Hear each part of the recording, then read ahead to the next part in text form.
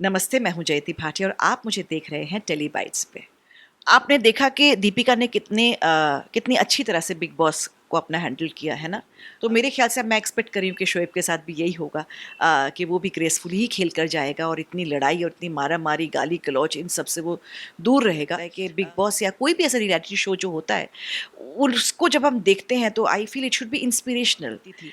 और मैं उन्हें प्रणाम करती थी और मुझे गले लगाकर कहते एक प्यारा-सा यहाँ पे पेग देते थे, वो हर किसी को देते हैं। और कैसी हैं आप जयति जी? कभी वो पत्तू भी बोलते थे, कभी जयति जी बोलते थे। Welcome to Telebytes. Thank you. सबसे पहले तो टीवी के बाद जब हमने हीरा मंडी में आपको देखा, आपके फैंस और ऑडियंस हो गए shock. How is your experience personally? देखिए मुझे ये मालूम था कि हीरा मंडी एक बहुत खूबसूरत शो बनने वाला है और मुझे ये भी मालूम था कि मैं एक बहुत बढ़िया टीम का हिस्सा बन रही हूँ, क्योंकि ये मिस्टर संजय लीला भंसाली डायरेक्ट कर रहे हैं। उनकी पूरी टीम है और मैं पत्तों का किरदार कर रही हूँ और बड़े-बड़े लोगों के साथ मुझे काम करने का मौका मिलेगा। ये बात तो मुझे यकीन था, इस बात का तो I will have a great time और मुझे बहुत कुछ सीखने को मिलेगा, इतने सालों बाद भी, क्योंकि सीखने की कोई उम्र नहीं होती, ये मुझे पता था। लेकिन इस किरदार से मुझे इतना प्यार मिलेगा, इस किरदार की वजह से, ये मैंने कभी नहीं सोचा था, सपने में भी नहीं सोचा था। मुझे लगा था हाँ, मेरे काम की तारीफ़ होगी क्योंकि मैं 100% 150% देकर काम कर रही हूँ और सर भी मेरे काम से बहुत खुश थे। लेकिन ऑडियंस से मुझे ऐसा प्यार मिलेगा, एक नई तरह का मतलब ऐसे सैलाब आएगा प्यार का, ये मैंने एक्सपेक्ट नहीं किया था। क्योंकि मैम टीवी के बाद काफी गैप आ चुका था और ऑडियंस काफी इंतजार कर रहे थे कि नेक्स्ट प्रोजेक्ट आपका क्या होगा। और आपने इतना बड़ा जंप किया, संजय सर के साथ काम किया। अगर उनके बारे में पूछूं तो कुछ सरप्राइजिंग एलिमेंट उनके साथ काम करके अगर आपको लगता हो क्या होगा? सब लोग उन्हें कहते हैं कि वो परफेक्शनिस्ट हैं, वो डिटेलिंग बहुत करते हैं। ऑल दैट, ये सब बातें सही है। वो कभी-कभी नाराज़ भी हो जाते हैं, वो बात भी सही है। लेकिन सबसे खूबसूरत बात जो उनकी है कि वो अपने अपने एक्टर्स से बहुत ज़्यादा प्यार करते हैं। ही ट्रीट्स देम लाइक चिल्ड्रन। जब हम सुबह जाते, मेरे सबसे खुशी का मौका होता था जब मैं पहली बार दिन में जब जब शूट करती थी, उनसे जाकर मिलती थी और मैं उन्हें प्रणाम करती थी और मुझे गले लगाकर कहते एक प्यारा-सा यहाँ पे पेग देते थे, वो हर किसी को देते हैं। और कैसी हैं आप जयति जी? कभी वो पत्तू भी बोलते थे, कभी जयति जी बोलते थे। एंड हम जिस कैरेक्टर्स के बारे में डिस्कस करते थे, कभी-कभी स्क्रिप्ट के बारे में डिस्कस करते कि कल वो जो किया, अभी जो करने वाले हैं। और मेरे लिए सबसे सबसे बड़ी सरप्राइज़िंग बात ये थी कि वो क्या बोलते हैं, अगर अच्छा सजेशन है, तो वो ज़रूर एक्सेप्ट करते हैं। Anything that is good for the project, वो सजेशन को एक्सेप्ट करते हैं और उसे मतलब काम में लाते हैं, अपने शूट पे लाते हैं, उसको उसको बनाते हैं कि हाँ, हम ये कर सकते हैं। So this is a very very very interesting thing which I came to know about mister Sanjay Leela Bhansali. तो आपको भी एक एक हौसला मिलता है कि अगर आपके दिल में और दिमाग में कोई सवाल है, तो आप अपने डायरेक्टर से पूछ सकते हैं और अपने सवालों का निदान कर सकते हैं। Ma'am as a TV actor, आपने टीवी में जो अभी जो रिवॉल्यूशन आया है ओटीटी प्लेटफॉर्म्स, इस चीज़ को आप किस तरीके से देखते हैं? क्योंकि कंपटीशन इतना हो चुका है ओटीटी प्लेटफॉर्म्स को लेके, ये इसका थॉट प्रोसेस अगर हम आपसे जानना चाहें तो। देखिए, अब तो टेलीविज़न के शोज़ भी ओटीटी प्लेटफ़ॉर्म्स पर आने लगे हैं। जिसके भी जो चैनल के साथ जो भी ओटीटी प्लेटफ़ॉर्म जो जुड़ा हुआ है, उस पे शोज़ आने लगे हैं। तो मेरे ख़्याल से वो थोड़ा चैलेंजिंग हो गया है टेलीविज़न के लोगों के लिए। क्यों? क्योंकि टीआरपीज़, क्योंकि हमारी शोज़ जो है ना वो टीआरपीज़ पे चलती हैं। आजकल थोड़ा व्यूज़ पे भी चलने लगे हैं। लॉट ऑफ शोज़ जो ऑफ एयर नहीं जाते क्योंकि उनको लगता है कि ओटीटी पे ज़्यादा व्यूज़ आ रहे हैं। ऑडियंस के लिए बहुत ईज़ी हो गया है कि वो 7:30 बजे या 7 बजे या 8 बजे या 9 बजे उनको बैठकर नहीं देखना पड़ता। वो कभी भी दिन में चलते-फिरते, स्पेशली हाउसवाइफ्स या जो भी हैं, वो देख सकती हैं। अभी-अभी मेरी मामी ने कहा कि हमारे हमारे को ना क्या बोलते हैं, वो नहीं रहता, तसल्ली नहीं रहती कि अगले में क्या होने वाला है, अगले में क्या होने वाला है, तो हम जाकर ना अगला एपिसोड देख लेते हैं क्योंकि वो ऑलरेडी ओटीटी प्लेटफॉर्म पर आ चुका होता है। तो ये बड़ी खुशी की बात है कि audience is still excited about television shows. लेकिन ये बड़े अजीब सी भी मुझे लगता है, क्योंकि अगले दिन का एपिसोड अगर आपने आज ही देख लिया, तो फिर अगले दिन के लिए लोग इंतज़ार क्यों करेंगे? उस वक़्त के लिए वो इंतज़ार क्यों करेंगे? तो that is what I feel, that हमारी टीआरपी शायद इसीलिए थोड़ी कम हो रही है, बिकॉज़ अब लोग उस टाइम के लिए वेट नहीं करते हैं, वो कभी भी आपको हासिल हो सकता है। मैम आपको क्या लगता है, एक्टर्स को टीआरपी के रेटिंग्स बतानी चाहिए या नहीं? क्योंकि कुछ एक्टर्स ऐसे होते हैं कि फिर आपसे काम करते डीमोटिवेट हो जाते हैं? What do you think of that? मुझे ऐसा लगता है कि देखिए रिजल्ट तो सबको पता होना चाहिए और ये भी पता होना चाहिए कि कितनी मेहनत करनी है कितनी नहीं मेहनत करनी है ना? क्यों नहीं पता चले एक्टर्स को कि टीआरपी क्या है? या आप और हौसला, इससे डिप्रेशन या डिमोटिवेट होने की बिल्कुल ज़रूरत नहीं है, क्योंकि याद रखिए कि ये सिर्फ एक्टर के ऊपर डिपेंड नहीं करता, है ना? कोई भी जो हम क्रिएटिव काम करते हैं वो टीम के ऊपर डिपेंड करता है। तो उस अगर सीरियल के सक्सेस के लिए अगर एक्टर ज़िम्मेदार है तो उसके लिए वो डायरेक्टर भी ज़िम्मेदार है, वो राइटर भी ज़िम्मेदार है, वो चैनल भी ज़िम्मेदार है, वो प्रोडक्शन हाउस भी ज़िम्मेदार है, उस शो की प्रोडक्शन वैल्यू भी ज़िम्मेदार है। सो एवरीबॉडी इज़, अगर आप सक्सेस को एक्सेप्ट कर रहे हैं, तो अगर अच्छी टीआरपी नहीं आ रही, तो वो अपने ऊपर मत लो, उसको भी टीम वर्क पे ही डालो। क्योंकि आपको लगता है कि आज हमारे एक्टर्स वहाँ कंफ्यूज इसलिए हो जाते हैं क्योंकि उनको लगता है, वो इस सपने में बैठे रहते हैं कि आज अगर मेरे सीरियल सुपर हिट हो गया तो मैं अपने पैसे बढ़वा लूँगी या पैसे बढ़वा लूँगा, या मैं अपने मैं जो जैसे मैंने सोचा था वैसे मैं करूँगा, मैं 10 घंटे दूंगा, मैं 9 घंटे दूंगा, मैं 8 घंटे दूंगा या दूंगी। वो ये सब सोचने लग जाते हैं, वो स्टार बनने के बारे में ज़्यादा सोचने लग जाते हैं, अपनी मेहनत और एक्टिंग के बारे में और अपनी क्राफ्ट के बारे में कम सोचने लग जाते हैं, इसलिए उनको डिप्रेशन होता है। ये भी है, success is always exciting and failures है तो फिर आपको लगता है कि और मेहनत करनी चाहिए और सबको मेहनत करनी चाहिए।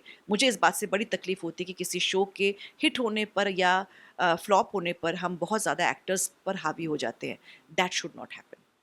मैम ये रियलिटी शो की बात करूँ तो बिग बॉस अभी सीजन 18 आने वाला है, जिसमें शोएब का नाम आ रहा है और उनके साथ आपने काफ़ी लंबे अरसे तक साथ काम किया है। आपको क्या लगता है, क्योंकि बिग बॉस में आजकल फॉलोअर्स का ज़्यादा गेम हो रहा है, झगड़े ओपनली हो रहे हैं, वो ये चीज़ को किस तरीके से हैंडल कर पाएंगे? आपने देखा कि दीपिका ने कितनी अच्छी तरह से बिग बॉस को अपना हैंडल किया है ना। अगर किसी बात पे वो गुस्सा भी हुई हैं, नाराज़ भी हुई हैं गेम्स को लेकर, या क्या बोलते हैं बिग बॉस में जब वो थी किसी भी मुद्दे को लेकर, वो सब जायज़ थे, है ना? और लास्ट तक वो बहुत ग्रेसफुली खेल कर चली गई। तो मेरे ख्याल से अब मैं एक्सपेक्ट कर रही हूँ कि शोएब के साथ भी यही होगा, कि वो भी ग्रेसफुली ही खेल कर जाएगा और इतनी लड़ाई और इतनी मारा-मारी, गाली-गलौच इन सब से वो दूर रहेगा। अ, क्योंकि हमें लगता है, मुझे ऐसा लगता है कि बिग बॉस या कोई भी ऐसा रियलिटी शो जो होता है, उसको जब हम देखते हैं तो I feel it should be inspirational in a positive way, not के भैया झगड़ा मगड़ा करके मारपीट करके टीआरपी ढूंढ के क्या बोलते हैं आपकी इस तरह से टीआरपी। मैं मुझे नहीं लगता कि किसी भी बिग बॉस में जब बहुत लड़ाई झगड़ा हुआ है तो उसकी टीआरपी आई है। मैम लेकिन आजकल हम देख रहे हैं फैन फॉलोइंग जिसका ज़्यादा है, यूट्यूब से लोग यूट्यूबर्स आ रहे हैं, सोशल मीडिया प्लेटफॉर्म से इतने सारे लोग आ रहे हैं, वोटिंग भी ज़्यादा उनको ही मिलती है, तो ये कॉन्सेप्ट कैसा, इस चीज़ को आप किस तरीके से देखते हैं?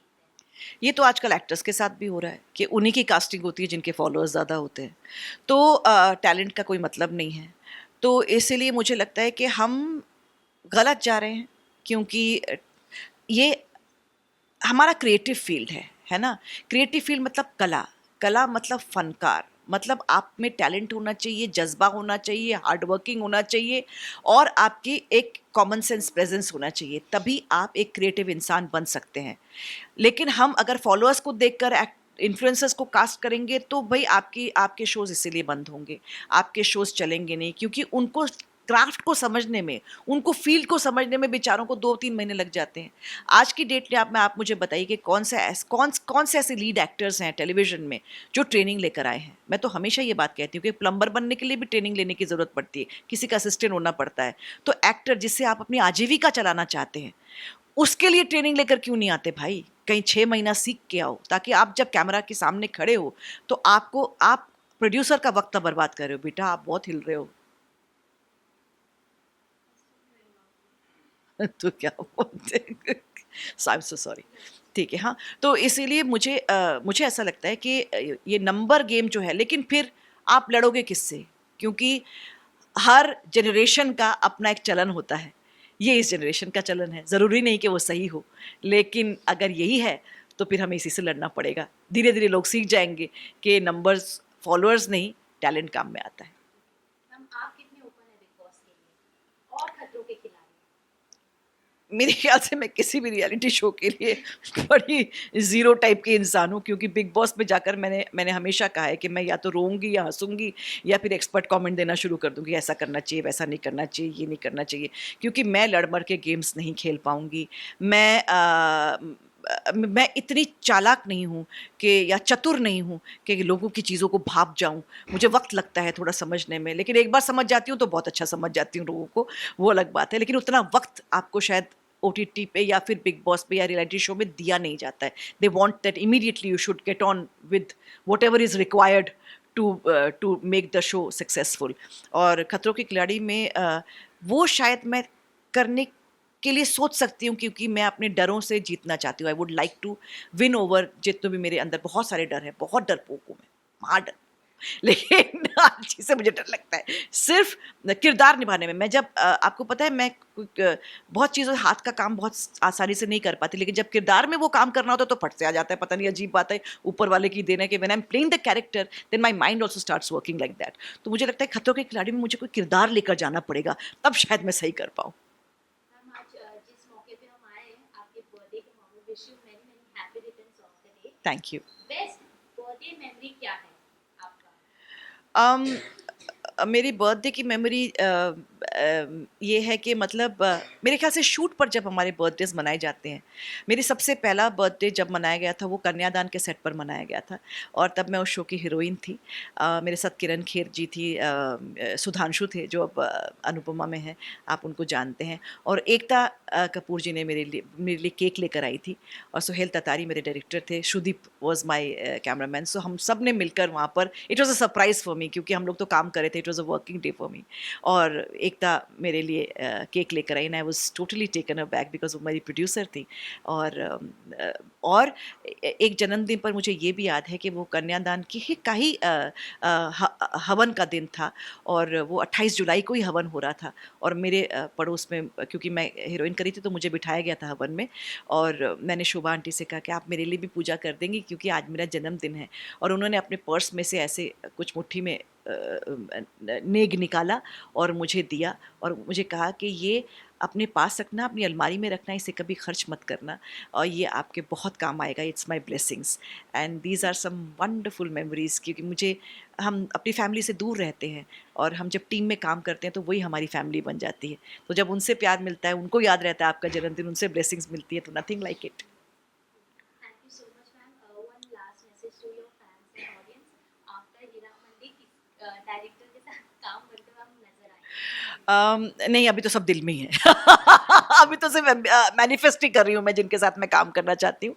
डेफिनेटली आप ऑडियंस का, आपका प्यार अगर मेरे साथ रहा, और आपने क्या बोलते हैं, हमारी मांग की, आजकल तो लोग कहते हैं कि इनको कास्ट करिए, इनको कास्ट करिए, तो अगर आपका प्यार मिलता रहा तो मैं ज़रूर मिस्टर राजा मौली के साथ, और राजू ईरानी जी के साथ, यशराज में, ऐसी जगह पे मैं काम करना चाहूँगी, कुछ बढ़िया बढ़िया डायरेक्टर्स के साथ, बढ़िया प्रोजेक्ट्स में, अच्छे अच्छे किरदारों में, डिफ़िकल्ट किरदारों में, क्योंकि डिफ़िकल्ट किरदारों को जब आप, इट्स लाइक अ हॉर्स, अगर आप किसी बेलगाम घोड़े को जब आप कंट्रोल में ले आते हैं, जो खुशी मिलती है आपको, तो कभी ना कभी जब किरदार की आपकी पकड़ में आ जाता है और आप उस हिसाब से सोचना लगते हैं, तब आपको बहुत मज़ा आता है उस किरदार को करने में।